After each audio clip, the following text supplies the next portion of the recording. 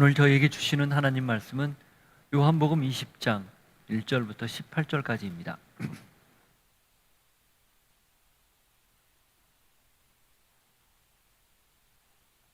같이 읽겠습니다. 안식 후 첫날 일찍이 아직 어두울 때에 막달라 마리아가 무덤에 와서 돌이 무덤에서 옮겨진 것을 보고 시몬 베드로와 예수께서 사랑하시던 그 다른 제자에게 달려가서 말하되 사람들이 주님을 무덤에서 가져다가 어디 두었는지 우리가 알지 못하겠다 하니 베드로와 그 다른 제자가 나가서 무덤으로 갈새 둘이 같이 다름질하더니 그 다른 제자가 베드로보다 더 빨리 달려가서 먼저 무덤에 이르러 구부려 세마포 놓인 것을 보았으나 들어가지는 아니하였더니 시몬 베드로는 따라와서 무덤에 들어가 보니 세마포가 놓였고 또 머리를 쌌던 수건은 세마포와 함께 놓이지 않고 딴 곳에 쌌던 대로 놓여 있더라. 그때야 무덤에 먼저 갔던 그 다른 제자도 들어가 보고 믿더라. 그들은 성경에 그가 죽은 자 가운데서 다시 살아나야 하리라 하신 말씀을 아직 알지 못하더라. 이에 두 제자가 자기들의 집으로 돌아가니라. 마리아는 무덤 밖에 서서 울고 있더니 울면서 구부려 무덤 안을 들여보더니 흰 옷 입은 두 천사가 예수의 시체에 누였던 곳에 하나는 머리편에 하나는 발편에 앉았더라. 천사들이 이르되 여자여 어찌하여 우느냐 이르되 사람들이 내 주님을 옮겨다가 어디 두었는지 내가 알지 못함이니이다. 이 말을 하고 뒤로 돌이켜 예수께서 서 계신 것을 보았으나 예수이신 줄은 알지 못하더라. 예수께서 이르시되 여자여 어찌하여 울며 누구를 찾느냐 하시니 마리아는 그가 동산지기인 줄 알고 이르되 주여 당신이 옮겼거든 어디 두었는지 내게 이르소서 그리하면 내가 가져가리이다. 예수께서 마리아야 하시거늘 마리아가 돌이켜 히브리 말로 라보니 하니 이는 선생님이라는 말이라. 예수께서 이르시되 나를 붙들지 말라. 내가 아직 아버지께로 올라가지 아니하였노라. 너는 내 형제들에게 가서 이르되 내가 내 아버지 곧 너희 아버지 내 하나님 곧 너희 하나님께로 올라간다 하라 하시니 막달라 마리아가 가서 제자들에게 내가 주를 보았다 하고 또 주께서 자기에게 이렇게 말씀하셨다 이르니라. 부활의 첫날 그 아침 주님이 마리아와 또 다른 여인들 그리고 두 제자들 그리고 여러 제자들에게 차례로 나타나셨습니다. 주님, 오늘 우리가 말씀을 읽을 때 우리에게도 나타나 주셔서 우리가 부활한 예수님을 다시 깊이 만나는 은혜가 있게 하여 주옵소서. 예수 이름으로 기도하옵나이다. 아멘. 모든 종교는 그 창시자의 가르침, 삶을 따릅니다. 그래서 그가 가르친 내용, 기록한 것들이겠죠. 또 전해 내려오는 것들이겠죠. 그리고 그가 살았던 삶의 자취를 굉장히 중요하게 여겨요. 저희도 성경 가장 중요하게 여기지 않습니까? 그리고 또 그의 삶의 자취, 여전히 전 세계에 맞는 많은 그리스도인들이 예루살렘으로 또 이스라엘로 성지순례를 떠납니다. 이유는 그때 예수님이 사셨던 그때 하나님이 역사했던 그때를 가서 보고 그 은혜를 체험하려는 그런 마음 때문이죠. 이 어느 종교나 다를 바 없이 모든 종교들이 다 그렇게 합니다. 심지어는 그 종교의 창시자가 죽은 무덤조차도 기억하고 기념합니다. 그게 다 의미가 있는 거죠. 모든 종교의 창시자에는 무덤이 있습니다. 기독교도 예외가 아닙니다. 무덤이 있죠. 그래 결정적 차이가 있습니다. 빈 무덤이라는 거죠. 무덤은 있으나 무덤이 비어 있다. 그 이야기인 즉슨 부활했다라는 그런 의미이죠. 이게 기독교가 굳이 종교라고 우리가 범주에 기독교를 집어넣었을 때 다른 종교와 다른 결정적 차이입니다. 빈 무덤, 곧 부활이죠. 그래서 우리는 이 다른 거에 못지않게 부활하신 예수님에 관해서 많이 이야기하고, 아니 절대적으로 그 사실을 기억하고 증언하는 그런 삶을 삽니다. 교회라는 어떤 것인가? 부활한 예수님을 만나고 그 예수님을 증언하는 곳, 그게 교회입니다. 그냥 믿는 사람들끼리 모여서 예배드리고 말씀으로 교제하고, 그리고 우리 안에 여러 가지 교회에서 섬겨야 할 많은 일들을 사역하는 그런 곳 이상의 의미, 그것은 부활한 예수님을 만나고 그 예수님을 증언하는, 그게 바로 교회의 사명이다 라는 겁니다. 초대교회 이후 교회의 그 사명은 한 번도 변하지 않았습니다. 초대교회 때 가장 강력한 메시지는 예수님이 부활했다요, 이것입니다. 예수 그리스도가 부활했다. 초대교회 선교 선언이었어요. 전도할 때 일성이었습니다. 그래서 이 빈 무덤을 증언하는 성경 기록들은 매우 중요합니다. 그리고 그걸 본 자들의 증언도 매우 중요합니다. 우리는 그래서 비어있는 무덤, 그 부활신앙을 따르는 공동체로 여전히 이어왔고 앞으로도 이어가게 될 것입니다. 오늘 우리가 말씀을 듣는데 핵심은 예수님이 부활했다입니다. 그리고 부활한 예수님을 만났다, 이거죠. 그걸 우리가 함께 들으면서 저희 똑같이 부활한 예수님을 늘 만날 수 있기를 다시 다짐할 수 있는 시간이 되기를 바라요. 아니, 예수님을 만났는데 또 왜 만나라는 겁니까? 예, 매일매일 만나야 됩니다. 우리가 아침에 일어날 때, 잠을 잘 때 마치 죽은 사람처럼 자다가 아침에 깨어나면 새로운 햇살을 맞이하고 새로운 날을 맞이하듯, 그래서 그날들이 반복되는 것이 우리의 시간이고 우리가 살아가는 생애이듯, 똑같이 우리는 날마다 우리가 숨을 쉬는 순간, 그 순간 매일마다 예수 그리스도를 만나야 됩니다. 어떤 예수님? 십자가에서 죽었다가 부활하신 예수님. 그래야만 우리의 신앙이 변하지 않고 후퇴하지 않고, 그리고 다른 이야기들의, 다른 사상이나 다른 것들에 현혹되지 않고 온전히 예수님을 따를 수 있기 때문입니다. 오늘 부활한 예수님을 만난 이야기를 저희가 함께 들으면서 우리도 동일하게 그렇게 주님을 만날 수 있는, 부활한 예수님을 만날 수 있는 시간이 되기를 바랍니다. 예수의 시신을 급하게 매장했습니다.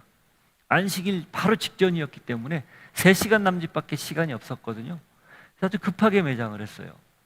오죽했으면 비어있는 무덤, 이 요셉이라는, 아리마대 요셉이라는 그 사람이 자기가 나중에 묻히려고 미리 마련했던 그 무덤에 안치를 했을까요?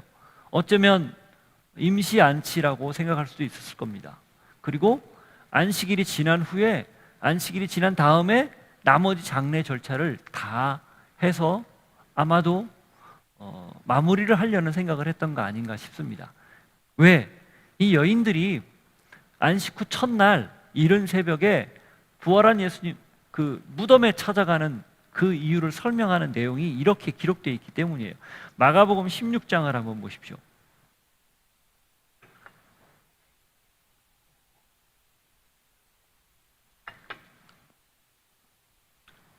마가복음 16장 1절부터 3절에 보면, 안식일이 지남에 막달라 마리아와 야고보의 어머니 마리아와 또 살로메가 가서 예수께 바르기 위하여 향품을 사다 두었다가 안식 후 첫날 매우 일찍이 해 돋을 때에 그 무덤으로 가며 서로 말하되, 누가 우리를 위하여 무덤 문에서 돌을 굴려 주리오 하더니, 거기 1절에 보면 세 여인이 나오죠. 막달라 마리아, 야고보의 어머니 마리아, 그리고 살로메. 이 세 여인이 무엇하러 간다고요? 예수님에게 발을, 예수님의 시신의 발을 향품을 사다 두었다가 바르기 위해서 지금 간다는, 이렇게 기록되어 있어요. 이걸로 볼 때 정말 임시로 급하게 지금 매장 안치를 한 거예요. 이 유대의 장례법은 보통 사망을 하면 하루 24시간 안에 장례를 치르게 되어 있습니다. 저희는 보통 3일장을 치르잖아요. 근데 유대는 날씨가 더 건조하고, 그리고 이 유대인들의 그 생각에 사람이 죽으면 죽은 직후부터 피가 돌지 않으면 바로 부패가 시작되잖아요. 그 몸이 상하는 것을 방치하는 걸 하나님께 대한 좀 하나님이 인간의 당신의 형상대로 만들었는데 그거에 대한 모독이라고 생각을 했다고 합니다. 최대한 빨리 온전한 신체를, 그러니까 이렇게 부패가 진행되지 않을 때 빨리 매장을 하는 게 유대의 풍습이라고 해요. 예수님도 빨리 매장을 했죠. 그러나 다 완벽하게 하지 못했던 거예요. 보통은 천으로 몸을 감싸고 거기에 여러 가지 향품들을 써서 그 시신이 냄새가 이렇게 나는데 그런 것들을 좀 이렇게 상쇄시키거나 혹은 어쨌든 그 미이라로 만드는 그런 장례 풍습이죠. 그러니까 이 세 여인이 이렇게 지금 찾아간 거예요. 공관복음서에는 세 여인 혹은 그 이상의 여인이 예수님을 이렇게 시체를 다시 이렇게 잘 수습하기 위해서 갔다라고 나오는데, 요한복음에서는 한 명만 나옵니다. 막달라 마리아만 나오죠. 이유는 제가 마지막 부분에 가서 설명을 하겠습니다. 왜 마리아만 나오는지. 그렇지만 이 내용, 요한복음에 이 기록된 내용도 분명하게 예수님이 부활했다는 사실을 증언하고 있어요. 자, 그 내용을 한번 보시죠. 1절, 2절. 안식 후 첫날 일찍이 아직 어두울 때에 막달라 마리아가 무덤에 와서 돌이 무덤에서 옮겨진 것을 보고 시몬 베드로와 예수께서 사랑하시던 그 다른 제자에게 달려가서 말하되, 사람들이 주님을 무덤에서 가져다가 어디 두었는지 우리가 알지 못하겠다 하니. 돌을 어떻게 옮길까 고민했는데 이미 돌은 옮겨져 있었고, 여기에 내용상으로는 무덤을 확인했는지 확인 안 했는지 알 수가 없지만 뒤에 가서 베드로와 요한에게 말하는 것을 볼 때 무덤 안을 들여다본 것 같습니다. 그런 시체가 없다는 것을 가서 이야기한 거죠. 사람들이 주님을 무덤에서 가져다가 어디 두었는지 모르겠다. 가장 먼저 빈 무덤을 발견한 사람이 막달라 마리아였다라고 요한은 지금 강조하는 거예요. 이유가 있습니다. 그 다른 복음서는 여인들이 그 사실을 가장 먼저 봤다라는 거죠. 왜 그럴까요? 뒤에 가서 얘기를 할게요. 이유가 있어요. 분명히 있어요. 근데 여기서 한 가지 우리가 잊지 않아야 할 게 있습니다. 그럼 제자들은 다 뭐 했냐는 거예요. 이 남자들의 속성인가요? 특성인가요? 그냥 매장하고 일 다 치렀다고 끝낸 것 같아요. 그럼 여자들은 안 거예요. 이 다른 복음서에 보면 예수님이 어디에 매장되는지 멀찍이서 다 보고 알고 있었거든요. 돌로 무덤을 막는 것도 다 봤고. 그런데 제대로 못했다는 것도 알았기 때문에 이렇게 준비해서 간 거예요. 여기서 우리가 한 가지 뭘 좀 기억하면 좋을까요? 이 여인들은 이 누가복음에 보면 예수님 공생의 기간 중에도 평소에 도왔던, 물심양면으로 도왔던 사람들로 나옵니다. 바로 그 여인들이에요. 그들이 결국 예수님의 내 공생의 기간에도 예수님을 도왔듯 예수님 사후에도 동일한 마음으로 그렇게 살고 있다는 거죠. 십자가에서 처형을 당했어요. 몸은 완전히 만신창이가 됐을 거란 말이죠. 그리고 십자가 처형의 의미를 계속 설명해 왔습니다. 저주예요. 하나님에게 버림받았다는 의미도 되지만 인간들 세계, 그러니까 당시 문화권 안에서도 저주예요. 함부로 그 시체를 수습하려고 들지 않았던 때입니다. 수습도 했어요. 근데 더군다나 정상적인 매장까지 하고 있단 말이죠. 이거 쉽지 않습니다.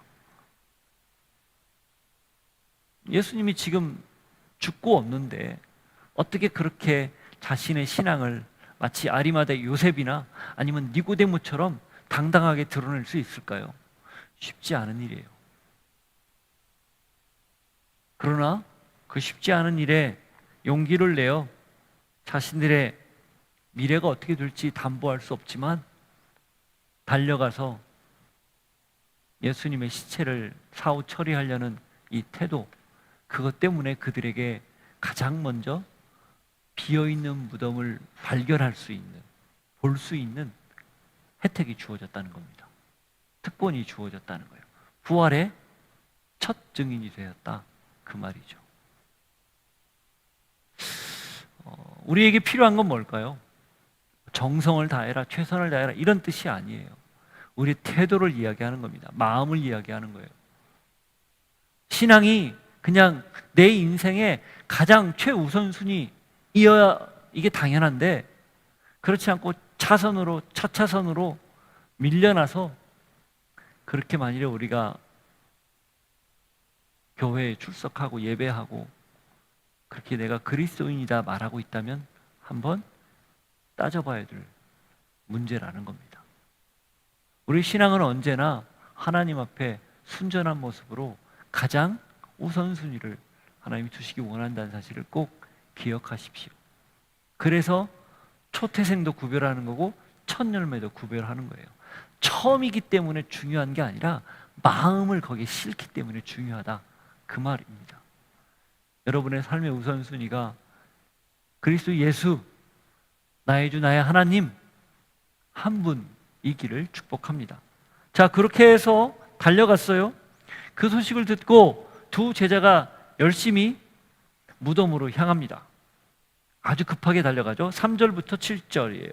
베드로와 그 다른 제자가 나가서 무덤으로 갈새 둘이 같이 다름질하더니 그 다른 제자가 베드로보다 더 빨리 달려가서 먼저 무덤에 이르러 구부려 세마포 놓인 것을 보았으나 들어가지는 아니하였더니 시몬 베드로는 따라와서 무덤에 들어가 보니 세마포가 놓였고 또 머리를 쌌던 수건은 세마포와 함께 놓이지 않고 딴 곳에 쌌던 대로 놓여 있더라. 둘이 들었는데 같이 출발했지만 이 요한이 먼저 달려가서 무덤에 먼저 이릅니다. 구부려서 안을 봤는데 비어 있는 거죠.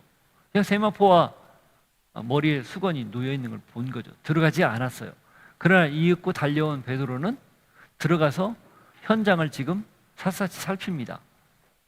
그런데 이 현장을 살피는 내용에 좀 더 자세히 설명한 게 있어요. 그게 7절이에요. 한번 더 읽어보시죠. 또 머리를 쌌던 수건은 세마포와 함께 놓이지 않고 딴 곳에 쌌던 대로 놓였더라. 놓여있더라. 이 몸을 쌌던 세마포와 그리고 머리를 쌌던 수건이 놓여있는 걸 발견을 한 거예요. 그런데 어떻게 표현되어 있습니까? 쌌던 대로 놓여있다, 이 표현이 있습니다. 이게 뭐냐면 당시 지난 시간에도 말씀드렸지만 이 요한복음이 기록될 당시 AD 90년 전후 90년 그때 굉장히 박해가 심했을 때예요. 교회가 아주 어려웠었을 때입니다. 근데 외부적으로만 어려운 게 아니라 내부적으로도 어려웠어요. 내부에 다른 사상을 가진 사람들이 활개를 치고 있었거든요. 영지주의자들의 영향을 받은 사람들, 그리고 거짓 교사들, 율법주의자들이죠. 안팎으로 굉장히 어려움을 겪고 있었는데 특별히 영지주의자들의 영향을 받은 많은 사람들이 예수님은 몸으로 이 땅에 오지 않았다, 이렇게 주장을 했습니다. 몸은 악하기 때문이죠. 영지주의자들의 생각에 육체, 물질은 악하고 영은 선합니다. 그래서 영지주의예요. 그노시스트라고 그러죠. 그러니까 영으로만 절대자를 알 수 있다, 하나님을 알 수 있다, 그렇게 가르치는 거예요. 굉장히 설득력이 있어요. 왜? 살아보니 자신들이 이 육체 안에서 살아보니 얼마나 육체가 형편없는지를 절감하거든요. 아무리 성령으로 충만하고 아무리 말씀 따라 살려고 하지만 여전히 죄의 그 강력한 힘에 노출되어서 사니 이게 물질이 가지고 있는 속성 때문에 그렇구나 라는 생각에서 발전한 거예요. 그리고 그게 교회에 굉장히 설득력이 있었습니다. 그래서 그들이 주장한 게 뭐냐? 예수님은 진짜로 오지 않았다, 그냥 형체로만 있었다. 가현설이에요. 가짜로 왔다, 이 말이죠. 그리고 설령 육체로 왔다 하더라도 또 다른 주장이죠. 예수님이 부활한 적 없다, 그건 기절했다. 그럼 시체가 빈 무덤은 뭔가? 제자들이 훔쳐서 도둑질이나 훔쳤다. 그리고 살아났다고 얘기했다. 아니면 예수님이 기절했다가 일어나서 누가 도와줘서 돌문을 열고 어디로 갔다. 그래서 사람들 앞에 나타났다. 이런 이야기들을 하는 거예요. 그런데 이 요한복음을 쓴 요한이 가장 먼저 예수님을 만난 사람 중에, 빈 무덤을 발견한 사람 중에 하나 아닙니까? 그때 상황을 아주 생생하게 기억하고 있단 말이죠. 그 표현 중에 하나가 바로 쌓인 그대로 놓여 있었다라는 표현이에요. 이게 뭘 뜻할까요? 만일에 예수님이 도망쳤다면, 그래서 불편하기 때문에 세마포를 걷고 그냥 달려갈 것이지, 그걸 다 걷어서 세마포를 놓고 또 수건은 다 벗어서 원래 있었던 대로 싼 것처럼 놓고 그러고 갔는가? 그게 정황상 쉽지 않은 일이에요. 다급한데. 그렇죠? 그러면 설령 시체를 도둑질해 갔다. 그럼 시체를 도둑질해 가면 통째로 도둑질해 가지, 그 겉에 쌓았던 것은 따로 놓고 가는가? 이것도 말이 안 되거든요. 그런데 쌓였던 대로 그대로 놨다는 것은 몸이 그 상태에서 쓱 빠져나갔다는 것밖에 추정할 수 없어요. 영화 패션 오브 크라이스트 보셨어요? 맨 마지막 예수님 부활하는 장면이 이걸 정확히 묘사합니다. 이렇게 쌓여있는 시체가 있는데 거기서 갑자기 세마포가 살짝 푹 꺼져요. 그리고 머리 쌌던 수건도 살짝 꺼지면서 그 모양의 형체로 그대로 남아있어요. 그 영화에 묘사되어 있어요. 이 요한복음에 나와 있는 기록 그대로입니다. 이게 왜 중요한가? 부활한 몸이 아니고는, 부활체가 아니고는 불가능한 현상이기 때문에 요걸 기록해 놓은 거예요. 요한은 지금 이 글을 읽게 해줄 사람들에게 이걸 명확히 밝히고 있는 겁니다. 무덤이 비어있을 뿐만 아니라 쌓았던 세마포와 수건이 있는 모습 그대로, 쌓았던 모습 그대로 남겨져 있는 걸 보면 부활 말고는 설명이 안 된다. 그걸 지금 이야기하는 거예요. 그래서 이렇게 자세히 묘사한 겁니다. 부활의 증거죠. 무덤이 비어 있다는 것, 쌓았던 것이 그대로 놓여 있다는 것. 그러고 나서 그 사실을 보고 두 번째 요한이 들어갑니다. 보십시오. 8절부터 10절. 그때야 무덤에 먼저 갔던 그 다른 제자도 들어가 보고 믿더라. 그들은 성경에 그가 죽은 자 가운데서 다시 살아나야 하리라 하신 말씀을 아직 알지 못하더라. 이에 두 제자가 자기들의 집으로 돌아가니라. 그때 어떻게 합니까? 요한도 들어가서 그 사실을 보고 믿어요. 근데 이 믿었다는 말, 무엇을 믿었다는 걸까요?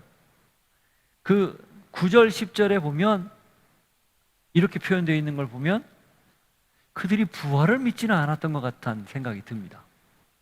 그렇지 않나요? 그러면 여기 8절에 믿었던 건 뭘까요? 비어있다는 걸 믿은 겁니다. 지금 그 사실을 믿은 거예요. 그런데 그걸 어디까지 연결을 못한 거예요? 미처 부활까지는 연결을 못한 거예요. 요한이, 사실 생각해 보세요. 요한이 노사도 아닙니까? 이 소아시아 지역의 교회들을 전체를 총괄하는 가장 신앙의 어른이에요.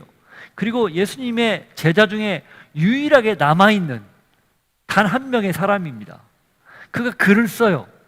글을 쓰는데 사람들이 다 존경하고 사람들이 다 그를 추앙하는 그런 상황에서 글을 쓰는데 여기에 자신이 믿긴 믿었지만 부활을 믿지 못했다는 사실을 있는 그대로 밝힙니다.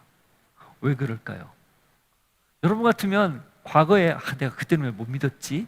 나중에 믿었다라고 생각하고 그냥 이거 빼도 되잖아요. 그냥 믿었더라. 그리고 집에 갔다 이렇게 해도 되잖아요. 근데 거기에 써놨어요. 성경에서 말씀하신 것을 아직 알지 못했다. 이게 부활을 역설적으로 더 강력하게 증언하는 거예요. 심지어 현장을 가서 목격한 요한 자기 자신조차도 그때는 비어있는 걸 알았지만 예수님이 부활했다는 사실을 미처 몰랐다는 거예요. 숨기지 않겠다는 거죠. 그 이야기는 역설로 뭡니까? 부활했다는 뜻입니다. 과장하지 않는 거예요. 호도하지 않는 겁니다.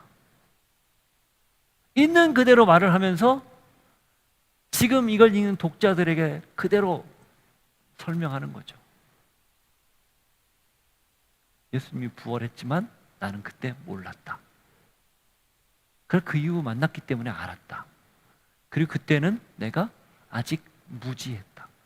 그래서 그걸 깨닫지 못하고 비어있는 사실만 믿고 그냥 집으로 돌아갔다. 그렇게 어리석은 혹은 무지한 그런 때였다. 이걸 통해 뭘 얘기하고자 할까요? 당신들이, 이 글을 읽는 당신들이 지금 예수를 믿는다고, 예수의 부활을 때로는 믿는다고 말하지만 그걸 정말 믿느냐? 이걸 물어보는 거예요. 부활한 예수님을 만나지 않은 신앙, 부활한 예수님을 실제로 경험하지 않은 신앙, 이건 다 어찌 보면 그냥 껍데기일 뿐이다. 교회에 다니되 다른 것에 마음이 빼앗기고 다른 것에 우리의 마음이 자꾸 눈이 돌아가고 생각이 돌아가서 그냥 교회 다니는 것, 예수를 믿는 것, 성경 말씀 읽는 것, 이건 하나의 익숙한 나의 삶의 모습 중에 하나로 그렇게 여기고 산다면, 그래서 부활한 예수님이 당신과 상관없이 산다면 이런 무지한 모습으로, 어쩌면 가짜 신앙으로 살아갈 수 있다. 이걸 경고하는 거예요. 여러분, 신앙은 그래서 늘 가장 중요한 현재의 현실적인 문제에서 내가 항상 나의 주인, 나의 우선순위, 이걸 누구로 두느냐, 그걸 계속 되묻는 거예요. 변하지 않고 묻는 겁니다. 내가 과연 제대로 믿고 있는가? 내가 과연 잘 알고 있는가? 만났는가? 묻는 거예요. 왜 말씀 제목을 부활한 예수님을 만나다 이렇게 정했을까요? 만나는 것, 부활한 예수님을 만나는 것, 이게 제일 중요하고, 그게 흔들리면 마치 십자가가 흔들리면 아무것도 아니듯, 우리의 구원이 무효가 되듯, 이 부활한 예수님을 만나는 것, 이게 없으면 우리 신앙은 그냥 물거품이기 때문에 그렇습니다. 겉만 번지르한 그런 신앙일 수 있기 때문에 그래요.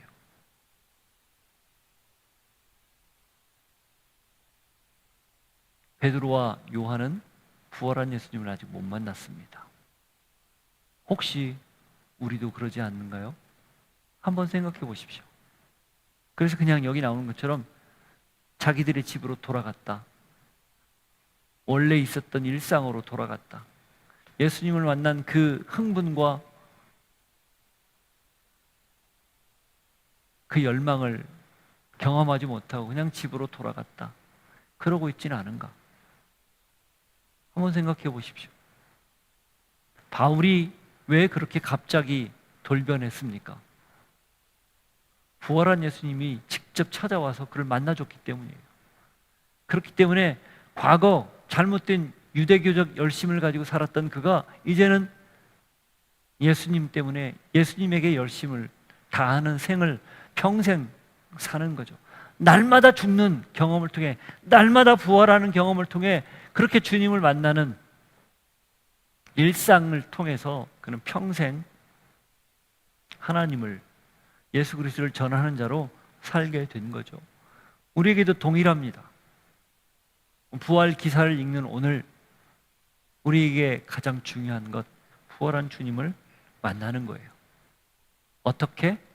이 다음 나오는 마리아처럼. 11절 한번 보십시오. 마리아는 무덤 밖에 서서 울고 있더니 울면서 구부려 무덤 안을 들여다보더니, 어떻게 되어 있습니까? 마리아는 그 자리를 떠나지 않았다는 거예요. 두 제자는 갔어요. 근데 마리아는 그 자리에 지금 남아 있습니다. 다른 복음서로 추정을 해보면 세 여인은 아직 그 자리에 있는 거예요. 왜? 이 남성 둘은 확인하고 아 그렇구나 하고 가버렸어요. 그러나 이 여인 사람들은 그럴 수 없었던 거예요. 예수님을 찾아야 되겠다 생각을 한 거겠죠.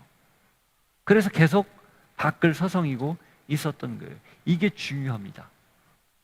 그 자리를 떠나지 않은 것. 이어서 보십시오. 그리고 12절 13절 함께 보십시오.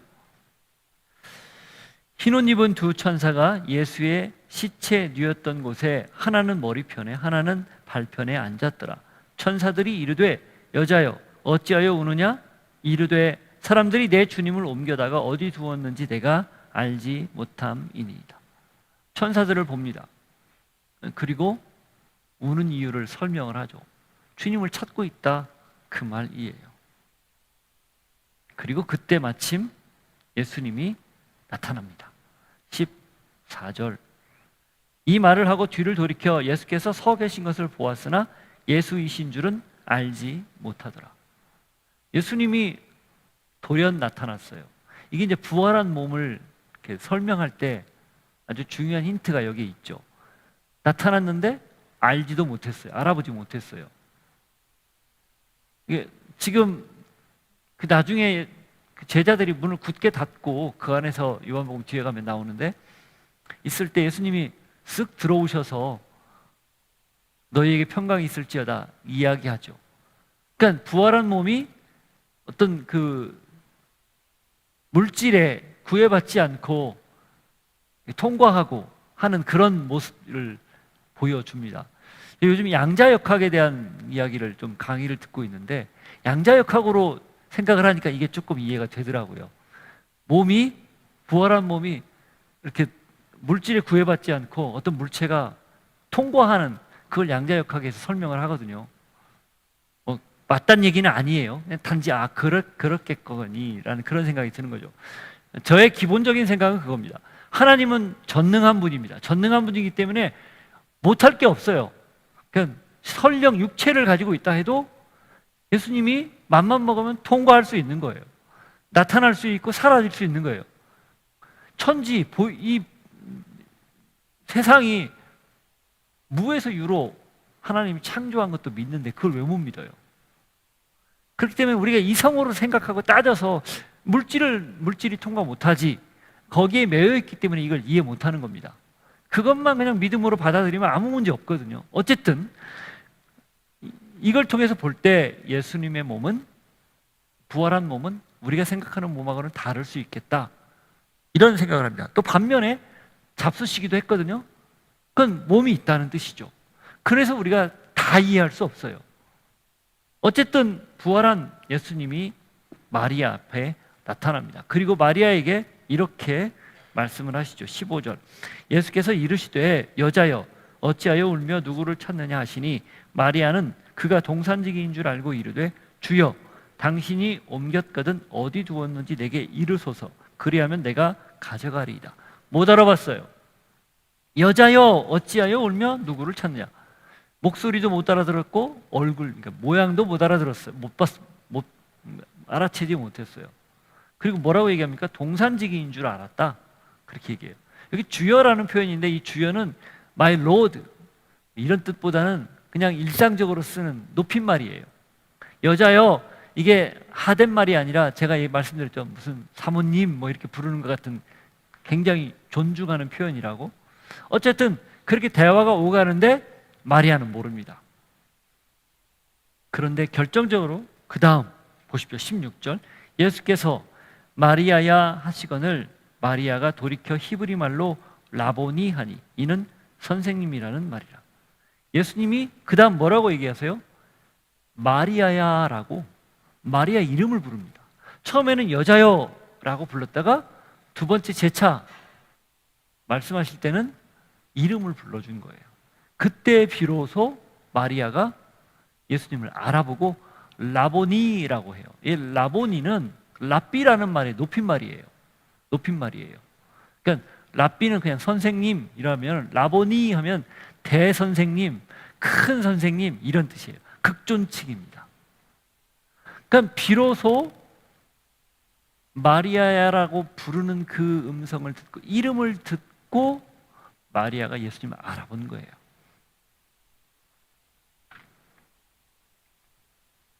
상상도 못했던 일이기 때문에 그렇습니다. 부활할 거라고, 다시 살아날 거라고 계속 말씀하셨는데 심지어 이 여인들도 기대조차 안 했다는 뜻이에요. 제자들은 당연하고, 그러니 나타났는데 설마 라고 생각한 거죠. 여자여라고 부르니 동산지기인 줄 안 거예요. 동산지기가 자기 이름을 알 리가 없기 때문에. 그런데 마리아야 라고 하는 순간 그때 알아본 겁니다. 여러분이 마리아의 입장에 대해서 이 상황에 한번 들어가 상상을 해보세요. 얼마나 이게 충격적인 일인지. 죽은 걸 봤어요. 묻힌 것도 봤어요. 죽은 지 사흘이나 지난 후에요. 물론 죽은 나사로를 예수님이 살리는 걸 봤어요. 그것도 나흘 뒤에. 그런데 죽은 예수님이 그렇게 살아날 거라 기대조차 안 한 거죠. 이게 부활한 예수님을 만나기 전까지의 모든 사람들의 믿음의 실체입니다. 믿었다고 말할 수 있을까요? 아닙니다. 우리가 왜 부활 이렇게 자꾸 강조하는가? 이때 마리아의 입장이 돼서 만난 그 기억, 충격적 사건, 그게 우리의 삶에 파고들지 않으면, 우리의 삶을 가르고 들어오지 않으면 우리는 절대 못 믿어요. 그리고 절대 안 바뀌어요. 예수님이 왜 여인들에게 이렇게 나타났냐는 거죠. 왜 제자들에게 나타났냐는 거죠. 그래야 그들이 믿기 때문입니다. 부활한 예수님을 만난 이후, 그리고 오순절 성령이 강림해서 그들 안에 역사하고 내주하는 그 능력을 경험한 이후 그들은 단 한 명도 이제는 과거의 모습으로 살지 않았습니다. 완전히 뒤바뀐 인생을 산 거죠. 바울도 마찬가지예요. 이 이야기인즉슨 우리에게도 동일하게 하나님이 그렇게 도전하는 겁니다. 그래서 저는 여러분이 이 마리아가 경험했던 이 충격적인 부활한 예수님 만나는 그 경험을 이렇게 지그시 눈을 감고 상상으로 내가 마리아가 되어서 그 무덤 안에서 직접 경험할 수 있는, 그래서 여러분의 이름을 한 사람 한 사람 불러가며 찾아오시는 그 예수님을 만날 수 있는 복이 있기를 바라요. 매일 순간순간. 그래야 그게 가장 좋으니 다른 걸 다 하찮은 배설물처럼 여기는 거 아니겠어요? 그건 그냥 듣기 좋으라고, 아니면 난 이렇게 아주 과격하게 결단했어 라고 바울이 한 얘기가 아니에요. 바울이 부활한 예수님을 만났기 때문에 그 가치가 가장 소중하니까 나머지는 전부 무가치하게 보여서 그렇게 자신 있게 이야기하는 거예요. 나는 이러니까 너 이렇게 따라와, 그런 것도 아니에요. 그냥 나는 가장 보배로운 존재를 만났어. 그러니 나머지는 다 무가치해. 이렇게 말하는 거죠. 자, 그러면 여기서 왜 마리아냐 이거예요. 왜 그것도 요한복음은 한 명이 만났다고 말을 하는가? 이 유대, 그리고 그때 중근동의 이 사회에서, 법정에서 증언 효력을 가지려면 첫 번째, 최소 2사람 이상이어야 됩니다. 한 명이 증언하는 것은 법적 효력이 없었어요. 그죠? 그 다음 두 번째, 이때 당시 세계관으로는 남성들이어야 됐습니다. 지금 마리아는 한 명이고 여성이에요. 증언 능력 제로. 그죠? 그리고 차라리 이걸 요한이 자기가 본 내용을 그대로 더 상수를 하는 것이, 내가 만난 예수님을 더 많이 쓰는 것이 훨씬 설득력이 있을 거예요. 요한은 이미 교회 지도자였고 명망, 덕망이 많은 사람들에게 추앙받는 사람이었기 때문에 그가 써도 돼요. 그런데 그렇지 않고 증언 능력이 없는 한 사람, 그것도 여인의 본 기록, 그가 부활한 예수님을 처음 만났다, 처음 찾아온 게 그 여자에게였다 라고 말한 이유가 뭐냐는 거예요. 첫 번째, 사실이라는 거예요. 그건 과장 안 한다는 뜻이죠. 보통 무언가를 잘 설득하고 잘 이야기하려면 어떻게 해요? 설득력 있는 말을 씁니다. 표현을 씁니다. 그런 것들로 각색을 해요. 안 그런가요? 아니, 이 사람을 설득하기 위해서 있는 그대로 얘기하면 설득이 안 될 것 같으면 덧붙이잖아요. 근데 요한은 그걸 다 빼버려요. 솔직하게 있는 그대로만 씁니다. 그만큼 부활은 강력한 증거라는 거예요. 굳이 동원을 해서 부활했다 안 했다 말하지 않아도 이 여인 한 사람의 증언만으로도 부활했다는 사실이 가능하다는 걸 지금 말하는 거예요. 또 하나, 이런 이유가 있습니다. 부활이 사실인데 믿고 안 믿고는 당신들 몫이다. 그 부활한 예수님을 만나고 안 만나는 건 당신들 판단에 따라 해야 된다. 중요한 것, 부활한 예수님을 믿어야 그 다음 영생이라는 복이 주어진다. 그분을 만나야 이 땅에서 살아가면서 부활의 증인으로 살 수 있다. 그분을 만나야 전혀 다른 삶의 가치를 가지고 살 수 있다. 선택은 너희들 몫이다. 그 얘기예요. 그래서 다른 복음서는 최소 3 여인이 예수님을 처음 부활한 예수님 그 빈 무덤을 발견한 사람으로 나오지만 요한복음은 굳이 이 막달라 마리아 한 여인에게만 집중을 하는 거예요. 믿고 안 믿고는 당신들 몫이다. 어떻게 할래? 이거죠. 동일합니다.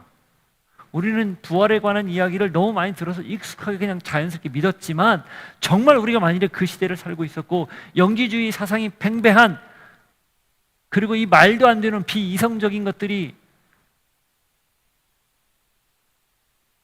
받아들이기 힘든 그런 상황에 만일에 놓였다. 여전히 지금도 합리와 경험과 과학적 근거가 온 세상을 주름잡고 있지 않습니까? 그런데 믿겠는가? 그걸 스스로에게 물어보라는 거예요.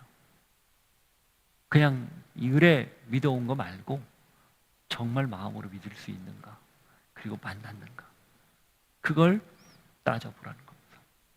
그래야 우리 신앙이 흔들리지 않기 때문이에요. 왜 부활한 예수님을 만나야 합니까? 그 외에는 답이 없기 때문입니다. 왜 부활한 예수님을 만나는 게 중요해요? 그래야 다른 것들로부터 자유해지기 때문입니다. 부디 그런 결단과 은혜가 여러분에게 있기를 바라요. 17절, 18절 예수께서 이르시되 나를 붙들지 말라. 내가 아직 아버지께로 올라가지 아니하였노라. 너는 내 형제들에게 가서 이르되 내가 내 아버지 곧 너희 아버지 내 하나님 곧 너희 하나님께로 올라간다 하라 하시니 막달라 마리아가 가서 제자들에게 내가 주를 보았다 하고 또 주께서 자기에게 이렇게 말씀하셨다 이르니라. 예수님이 마리아를 만난 이유는 단순합니다.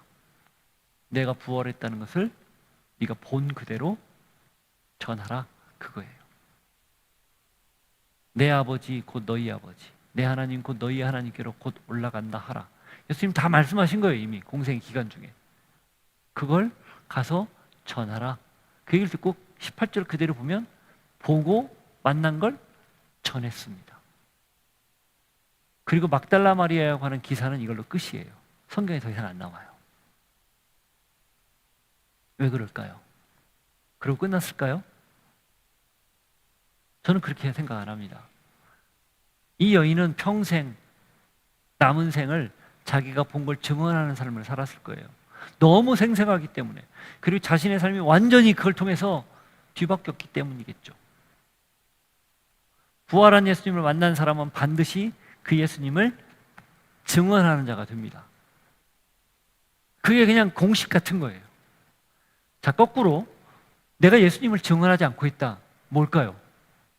부활한 예수님을 만난 척 했을 수 있다는 거예요. 예수님을 만나면 안전할 수 없어요. 말하지 않을 수 없어요.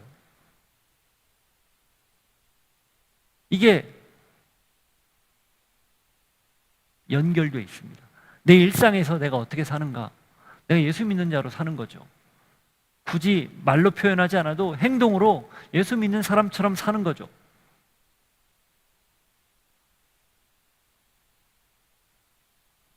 표현 하나, 말 하나, 행동 하나,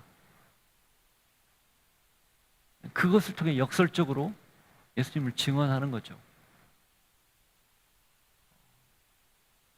크리스마스가 곧 다가옵니다. 그냥 아름다운 장식과 예쁜 시즌, 그리고 한 해를 마무리하는 여러 가지가 겹쳐서 저도 어릴 때 크리스마스 추억이 참 많은데, 생각해 보면 정말 예수님이 내 안에 오셔서 부활한 예수님을 내가 만나고 그 예수님 때문에 내 삶이 완전히 바뀌어서 그런 걸 기대하는 마음으로 크리스마스를 기대하고 소망했나? 물음표예요. 그냥 분위기에 휩싸여서 그랬을 때가 많지 않았나 싶습니다. 물론 성인이 되어서 예수님을 만났기 때문에 이렇게 말씀을 전하는 자가 되었지만, 여전히 저도 매일매일 예수님을, 부활한 예수님을 만나지 않으면 그냥 과거의 모습으로 사는, 관성대로 사는 그런 사람입니다. 누구도 예외가 없을 겁니다. 그러니 결정해야 되는 거죠. 부활한 예수님을 이 마리아처럼 만나고 베드로처럼, 요한처럼, 바울처럼 만나서 그분을 증언하는 자의 삶을 살아야겠구나. 어떤 모양이든 드러내야 되겠구나.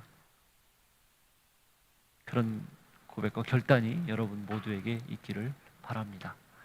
하나님 아버지, 부활한 예수님, 그 예수님을 만나는 것만이 우리가 살아갈 수 있는 유일한 길이라는 걸 잊지 않는 저희들 모두가 되게 하여 주옵소서. 예수 이름으로 기도하옵나이다. 아멘. 우리 자리에서 일어서서 함께 찬양합니다. 살아계신 주, 살아계신 주, 나의 잠든 소망 두려움이 사라지네. 사랑의 주네 갈 길 인도하니 내 모든 삶의 기쁨 늘 충만하네.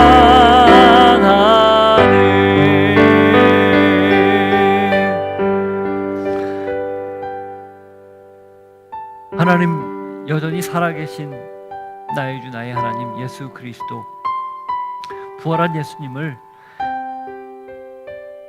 다시 만나 그 예수님과 더불어 살고 예수님을 증언하는 자로 살게 하여 주옵소서. 주님이 주신 은혜를 기억하며 시간과 물질과 우리의 재능과 우리가 가진 것들을 구별하여 드리오니 받으시고, 드린 손길마다 하나님이 채워주시는 은혜를 날마다 경험하게 해주시고 하여 살면서 그리스도 예수를 증언하는 자로 그렇게 순간순간을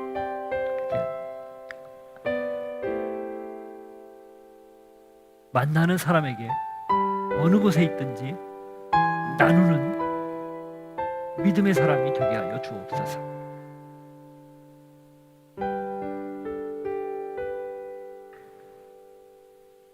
지금은 예수 그리스도의 은혜와 하나님 아버지의 사랑과 성령님의 교통하심이, 부활하신 예수님을 만나 예수님을 증언하는 자로 살기를 소망하는, 결단하는 주의 백성들 머리 위에, 삶의 자리 위에 함께 하시기를 축원하옵나이다.